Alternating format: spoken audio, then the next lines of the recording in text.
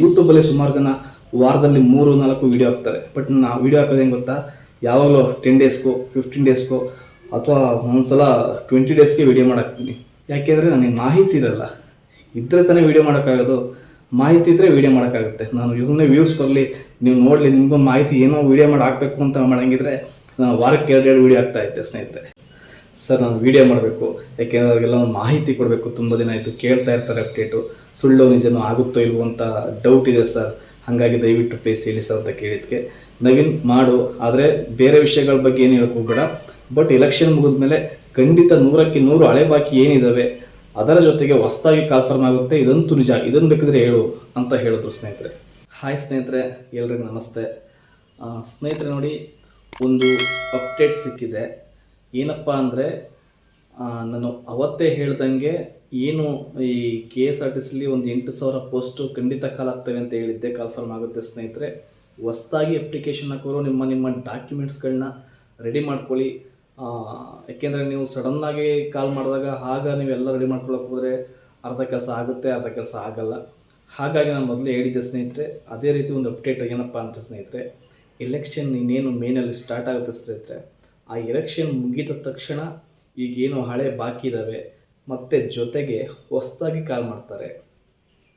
ಏನಪ್ಪ ಅವತ್ತು ಇದನ್ನೇ ಹೇಳಿದೆ, ಇವತ್ತು ಇದನ್ನೇ ಹೇಳಿದೆ ಅಂತ ಕೇಳ್ತಾ ಇದ್ದಾರೆ ಸ್ನೇಹಿತರೆ. ನೋಡಿ, ಅವತ್ತು ನಮ್ಮ ಅಧಿಕಾರಿಗಳು ಹೇಳಿದಂತಹ ಮಾತು, ಈ ಮಾತು ಎಲೆಕ್ಷನ್ ಮುಗಿದ ಮೇಲೆ ಕಾಲ್ಫರ್ಮ್ ಆಗುತ್ತೆ ಅಂತ ಹೇಳಿದರು.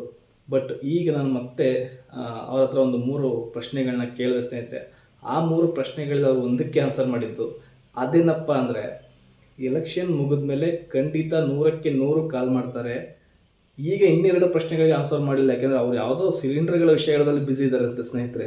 ಅದೇನು ಸಿಲಿಂಡ್ರ್ ಬಗ್ಗೆ ಅದು ಏನು ಮಾಡ್ತಿದ್ದಾರೋ ಗೊತ್ತಿಲ್ಲ. ಸಿಲಿಂಡ್ರು ಏನು ಸಿಲಿಂಡ್ರು, ಈ ಸಿಲಿಂಡ್ರ್ ವಿಷಯದಲ್ಲಿ ಅವರೆಲ್ಲ ಬ್ಯುಸಿ ಇದ್ದಾರೆ ಅಧಿಕಾರಿಗಳು ಅಂತ ಹೇಳಿದ್ರು. ಸಿಲಿಂಡ್ರ್ ಏನು ಇವ್ರು ತರ್ತಾರೋ ಇಲ್ಲಿಂದ ತರ್ತಾರೋ ಗೊತ್ತಾಗ್ತಿಲ್ಲ ಸ್ನೇಹಿತರೆ.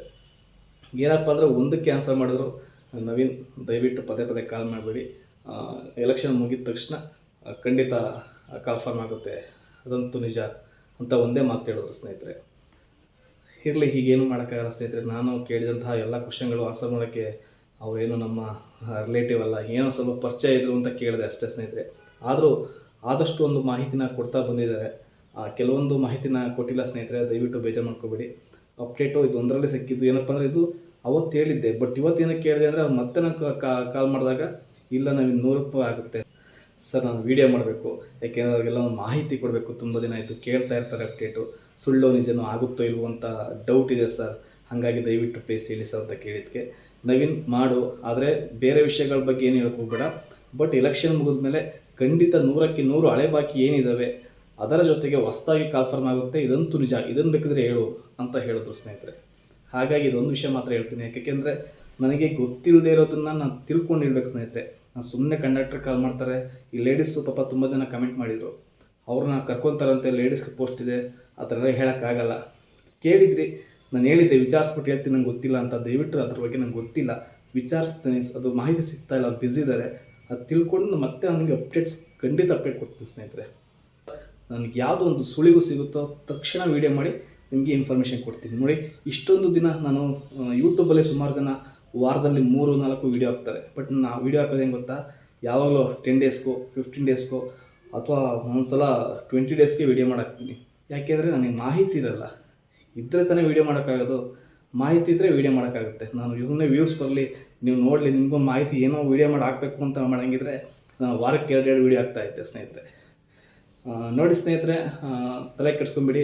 ನಾನು ಆಗಲೇ ಹೇಳ್ದಂಗೆ ದಯವಿಟ್ಟು ಡಾಕ್ಯುಮೆಂಟ್ಸ್ಗಳು ರೆಡಿ ಮಾಡ್ಕೊಳ್ಳಿ. ಕಾಲ್ಫರ್ಮ್ ಆಗ್ತಿದ್ದಂಗೆ ಆಮೇಲೆ ಇನ್ನೊಂದು ಕಂಡಕ್ಟರ್ ಬ್ಯಾಡ್ಜ್ಗಳನ್ನ ಫಸ್ಟು ರೆಡಿ ಮಾಡ್ಕೊಳ್ಳಿ ಸ್ನೇಹಿತರೆ. ದಯವಿಟ್ಟು ಫಸ್ಟು ನಾನು ಮಾಡಿದ ತಪ್ಪದೆ, ನಾನು ಮಾಡಿದ ತಪ್ಪು ನೀವು ಮಾಡೋಕ್ಕೆ ಹೋಗ್ಬಿಡಿ.